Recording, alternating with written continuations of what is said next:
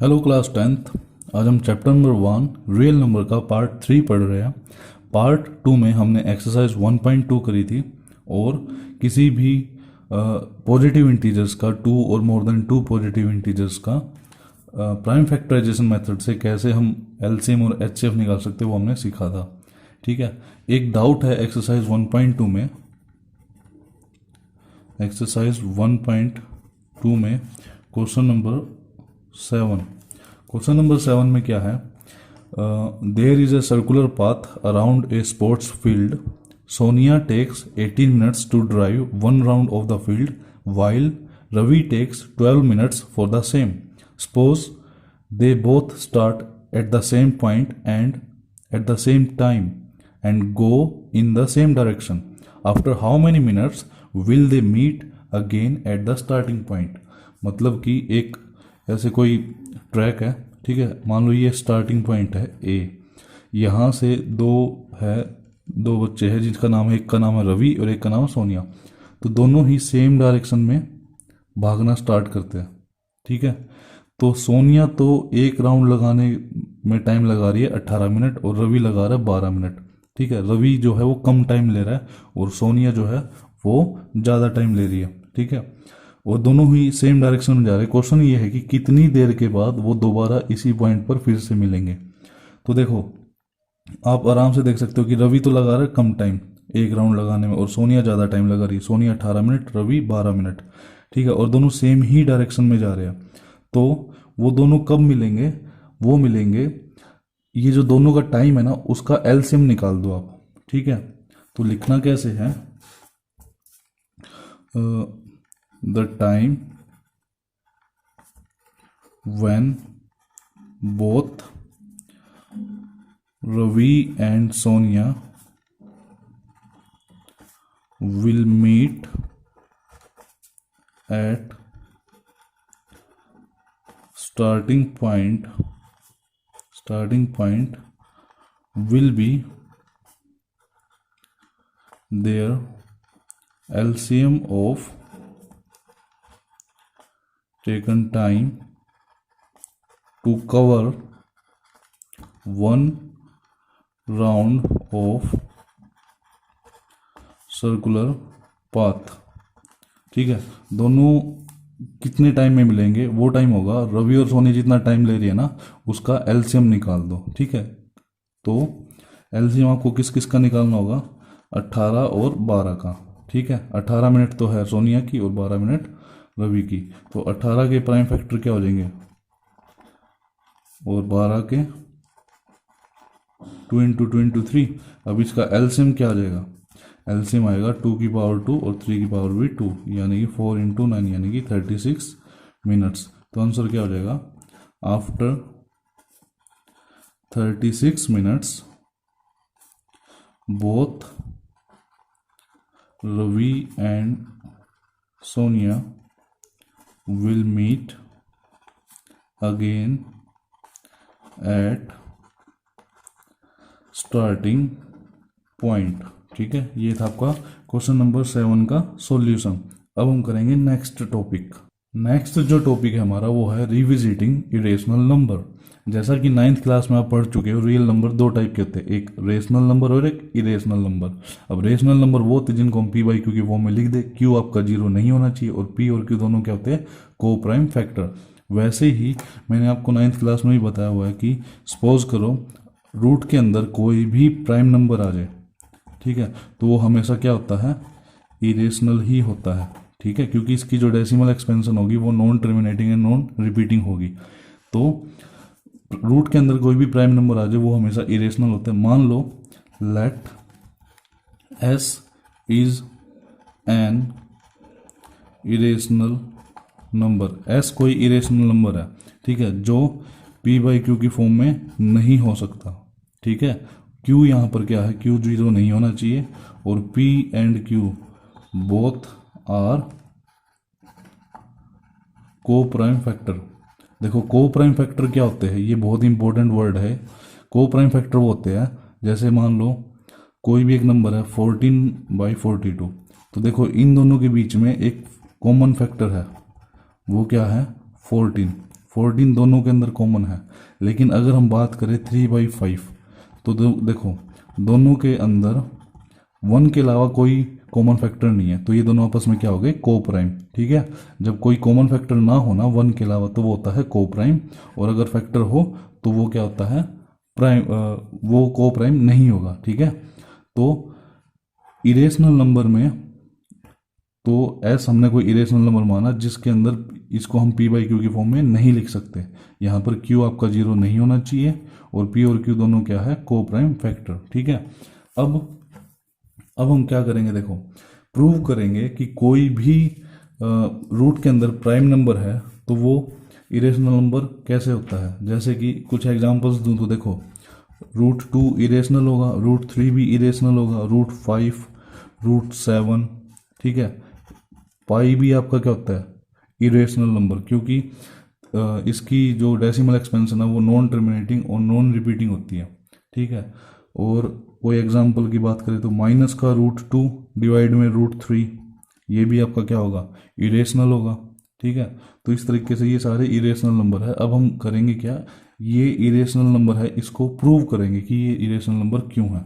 ठीक है, किसी भी प्राइम नंबर को इरेशनल प्रूव करने से पहले अगर वो रूट में है तो उससे पहले एक थ्योरम आपकी, पहले वो देख लेते हैं। थ्योरम नंबर है 1.3। वो क्या है कि let p be a prime number if p divides a square then p divides a। यहाँ पर a आपका क्या है कोई पॉजिटिव इंटीजर है। क्या हुआ ये थ्योरम में, मान लो p आपका कोई प्राइम नंबर है 2, 3, 5 कोई भी। ठीक है, अगर p आपको जो a स्क्वायर को डिवाइड करता है तो p a को भी डिवाइड करेगा। a आपका कोई पॉजिटिव इंटीजर है, जैसे कि मान लो a की वैल्यू 5 है फॉर एग्जांपल। ठीक है, और p की वैल्यू भी 5 है। अब a स्क्वायर का क्या मतलब हो जाएगा, a स्क्वायर आपका क्या हो जाएगा 5 का स्क्वायर यानी कि 25। ठीक है, अब एक चीज़ देखो, अगर p a स्क्वायर को डिवाइड कर रहा है तो p जो है वो a को भी डिवाइड करेगा। ठीक है, कैसे, देखो a स्क्वायर का मतलब 25 और p का मतलब 5, तो देखो यहाँ पे 5 आ गया, डिवाइड कर दिया पूरा पूरा। a का मतलब 5 और p का मतलब भी 5, यहाँ भी 1 आ गया, ये भी पूरा पूरा डिवाइड कर रहा है। तो ये थ्योरम आपकी कि अगर p जो कि एक प्राइम नंबर है वो a स्क्वायर को डिवाइड कर रहा है तो p a को भी डिवाइड करेगा। ठीक है, ये आपकी थ्योरम है, इसका हम यूज़ करेंगे। अब हम करते हैं एग्जाम्पल नंबर, ये एक थ्योरम है 1.4 जिसके अंदर √3 को इरेशनल प्रूव किया हुआ है, यही हम करते हैं एक बार। थ्योरम 1.4 क्या है कि √2 इज इरेशनल, इसको प्रूव करना है। तो कोई भी नंबर हो रूट के अंदर, कोई भी प्राइम नंबर हो, सबका मेथड सेम है। ठीक है, तो अगर आप √2 का भी सीख लेते हो तो √3, √5, √7 कुछ भी नंबर हो, कोई भी प्राइम नंबर, सभी इसी तरीके से आपके क्या होंगे सोल्व होंगे, इरेशनल प्रूव होंगे। तो करना कैसे, इसको हम करेंगे कॉन्ट्राडिक्शन मेथड से। कॉन्ट्राडिक्शन का मतलब होता है कि हम किसी एक चीज़ को मान के चलते रहे और बाद में वो चीज़ पता लगे कि ये चीज़ तो हम गलत लेके बैठे हुए थे। ठीक है, तो होगा कैसे, देखो सबसे पहले नंबर दो टाइप के ही होते हैं, या तो रेशनल नंबर या इरेशनल नंबर। अब इसको इरेशनल प्रूव करना है, हम क्या करेंगे, मान लेंगे let √2 is a rational number. हमने √2 को एक रेशनल नंबर मान लिया, और बाद में क्या होगा, हमने जो मानना है ना वो गलत हो जाएगा। अभी रेशनल मान लिया, वो गलत हो जाएगा, तो क्या हो जाएगा, वो इरेशनल हो जाएगा, क्योंकि नंबर तो दो ही टाइप के होते हैं। अब देखो आपको पता है √2 हमने रेशनल मान लिया, तो रेशनल नंबर तो वो होते हैं जिसको हम p/q की फॉर्म में लिख सके। यहाँ पर q आपका क्या है 0 नहीं होना चाहिए, और p और q दोनों क्या है, both are coprime integers, या फिर को प्राइम फैक्टर भी कह सकते हो, ठीक है। तो दोनों क्या आपके को प्राइम इंटीजर्स, और क्यू आपका जीरो नहीं है, ठीक है। अब इस ये जो क्यू यहाँ डिवाइड में इधर जाके मल्टीप्लाई में हो जाएगा, तो Q root two is equal to P.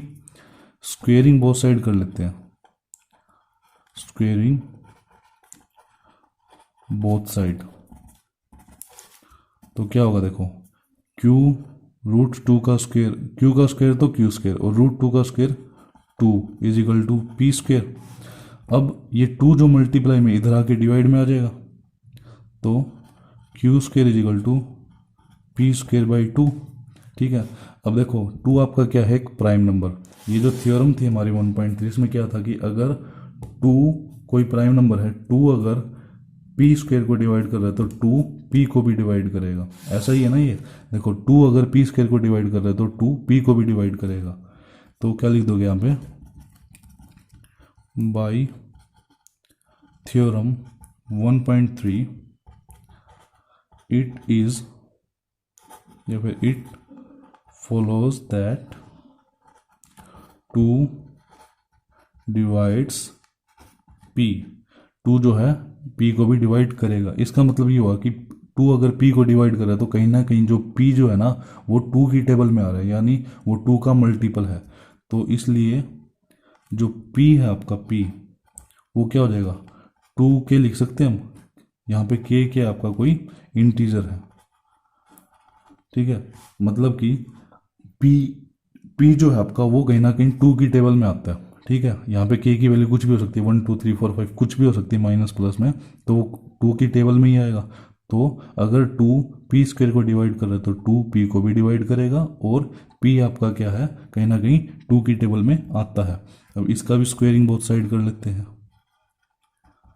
Squaring both side, तो क्या आएगा, P square is equal to 2 का स्क्वेयर 4, के का स्क्वेयर 4 के स्क्वेयर, ठीक है। इसको इक्वेशन नंबर 2 मान लेते हैं और इसको इक्वेशन नंबर 1। अब यहाँ से क्या करेंगे हम, substitute P square from equation 2 in equation 1। ये जो पी स्क्वेयर की वैल्यू आई ना 4 के स्क्वेयर, इस वैल्यू को हम यहाँ लिख देंगे, ठीक है। तो पी स्क्वेयर की वैल्यू को हमने इक्वेशन नंबर 1 में रखना है, तो यहाँ से क्या आ जाएगा, 2 Q square is equal to 4 के स्क्वेयर। यहाँ से क्यू स्क्वेयर किसके इक्वल आएगा, 4 के स्क्वेयर डिवाइड में 2, ये मल्टीप्लाई में तो डिवाइड में चला गया, यहाँ से आ गया 2 के स्क्वेयर। अब ये जो 2 Q square is equal to 2 के स्क्वेयर, 2 जो मल्टीप्लाई में वो यहाँ डिवाइड में आ जाएगा, तो क्यू स्क्वेयर डिवाइड में 2 इज इक्वल टू के। तो अब यहाँ पे एक चीज़ देखो, by theorem 1.3 it follows that, देखो अगर 2 आपका क्यू स्क्वेयर को डिवाइड कर रहा है तो 2 आपका क्यू को भी डिवाइड करेगा, सही बात है। तो 2 डिवाइड्स क्यू, इसका मतलब ये हुआ क्यू भी आपका कहीं ना कहीं क्या है, 2 का मल्टीपल ही है, क्यू भी आपका कहीं ना कहीं 2 की टेबल में आता है। तो अब क्या लिख दोगे लास्ट में, फ्रॉम इक्वेशन सेकंड, ठीक है। इक्वेशन नंबर सेकंड इसको मान लिया है, ये जो इक्वेशन नंबर सेकंड थी इसको थर्ड मान लिया, ठीक है। थर्ड से हमने वैल्यू पी स्क्वेयर की इक्वेशन नंबर 1 में रखी, तो इक्वेशन नंबर सेकंड क्या आपकी पी इज इक्वल टू 2 के, और इसके बाद इक्वेशन फोर्थ क्या आपकी q इज इक्वल टू 2 के। तो from equation third and fourth, third and fourth से देखो क्या, थर्ड में ये था कि p जो है आपका 2k के इक्वल है, और फोर्थ में क्या है, q भी आपका 2k के इक्वल है। तो इसका मतलब ये हुआ from equation third and fourth both p and q are multiple of 2। So our assumption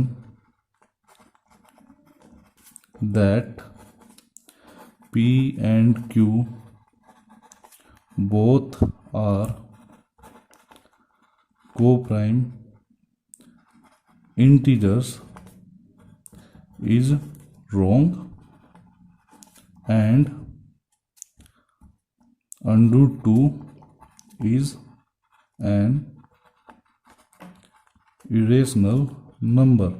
ठीक है, तो यहाँ से क्या प्रूव हुआ कि हमने जो माना था ना स्टार्टिंग में कि ये रेशनल नंबर है, कौन सा, ये √2 p/q का रेशनल नंबर मान लिया था, और p और q हमने दोनों क्या माने थे, को प्राइम इंटीजर, मतलब इनके बीच में कोई कॉमन फैक्टर नहीं है। लेकिन जब हमने क्वेश्चन सोल्व किया तो p आपका 2 का मल्टीपल है और q आपका 2 का मल्टीपल है, इसका मतलब दोनों को प्राइम नहीं है। ठीक है, p and q both are coprime integers, ये हमारी जो एजम्पशन थी ये क्या हो गई, रॉन्ग। और अगर इसका मतलब रॉन्ग है तो इसका मतलब क्या हुआ, √2 आपका रेशनल नंबर नहीं है, इरेशनल नंबर है। तो ये था आपका √2 को इरेशनल प्रूव करना। अब सपोज करो आपको √3 को इरेशनल करना पड़ता। ठीक है, अगर मान लो यहाँ 3 होता तो कुछ भी चेंज नहीं होगा। देखो यहाँ पे 3 लिखोगे, यहाँ भी 3 आएगा, यहाँ भी 3 आएगा, यहाँ भी 3 आएगा। स्क्वायर कर दोगे तो √3 का स्क्वायर क्या हो जाएगा, 3। उसके बाद यहाँ 2 है तो 3 आएगा। उसके बाद यहाँ 3 आएगा, यहाँ 3 का स्क्वायर कितना आ जाएगा, 9। उसके बाद यहाँ 3 आएगा, यहाँ 9 आएगा, यहाँ 3, यहाँ 9, यहाँ पे 9 और यहाँ पे 3, तो 9/3 कितना, यहाँ फिर 3 आ जाएगा, तो यहाँ भी 3, फिर यहाँ 3, यहाँ भी 3। तो मतलब जहाँ जहाँ पर, और यहाँ भी 3, जहाँ जहाँ पर आपका 2 है ना वहाँ वहाँ पर 3 आएगा, और जहाँ पर 4 है वहाँ पे 9 आएगा। ऐसे ही 5 मान लो √5 को इरेशनल प्रूव करना होता तो जहाँ जहाँ पे 4 है वहाँ पर आएगा 25, और जहाँ जहाँ पर 2 है वहाँ पे आएगा 5। तो इस तरह से आप कोई भी प्राइम नंबर को इरेशनल प्रूव कर सकते हो अगर वो रूट में है तो। एक और हम एग्जांपल करते हैं, एग्जांपल नंबर 10। ठीक है, एग्जांपल नंबर 10 में क्या है, 5 - √3 को इरेशनल प्रूव करना है। तो इसको भी हम सेम मेथड से करेंगे। Let 5 - √3 is a rational number. अब अगर ये रेशनल नंबर है तो 5 - √3 किसके इक्वल हो जाएगा, p/q के। यहाँ पर q आपका 0 नहीं है और p और q दोनों क्या है आपस में, ये रीजन लिखना बहुत ज़रूरी है, को प्राइम फैक्टर। देखो इसी रीजन के ऊपर है, यही तो हमारा गलत हो जाएगा लास्ट में, तभी तो ये प्रूव होगा। अब एक चीज़ देखो, इस टाइप के क्वेश्चन में करना क्या है, जो ये रूट की वैल्यू है ना इसको एक तरफ रखो और बाकी जितने भी नंबर्स है सबको दूसरी तरफ ले जाओ। तो ये माइनस का √3 इज इक्वल टू p/q, ये प्लस का 5 है, उधर जाके माइनस का 5 हो जाएगा। और ये माइनस जो है अगर हम इसको उधर लेके जाए तो क्या हो जाएगा, साइन चेंज हो जाएगा, तो 5 - p/q हो जाएगा। ठीक है, दोनों तरफ माइनस से मल्टीप्लाई कर लिए, ये समझ लो। इस तरफ भी माइनस से मल्टीप्लाई कर दिया -1 से, और इधर भी -1 से मल्टीप्लाई कर दिया, कोई फर्क नहीं पड़ेगा। तो दोनों तरफ -1 से मल्टीप्लाई करा तो क्या आ गया, माइनस माइनस प्लस का √3, और ये माइनस का p/q और माइनस माइनस प्लस का 5। ठीक है, अब एक चीज़ देखो यहाँ पे, हेयर 5 p एंड q, ये तीनों क्या है हमारे, ये तो इंटीजर्स है। ठीक है, all are integers, so 5 - p/q is rational number, क्योंकि इंटीजर्स का तो आपस में कोई भी ऑपरेशन लगा दो वो तो रेशनल ही रिजल्ट आएगा। अब देखो ये अगर रेशनल है और ये दोनों आपस में इक्वल है तो √3 भी रेशनल होगा। So √3 should be rational number. ठीक है, but as we know that √3 is an irrational number, so our assumption that 5 - √3 is a rational number is wrong, and 5 - √3 is a irrational number। ये क्या हो गया इसका सॉल्यूशन। तो इस तरह से आप कोई भी क्वेश्चंस को इरेशनल प्रूव कर सकते हो।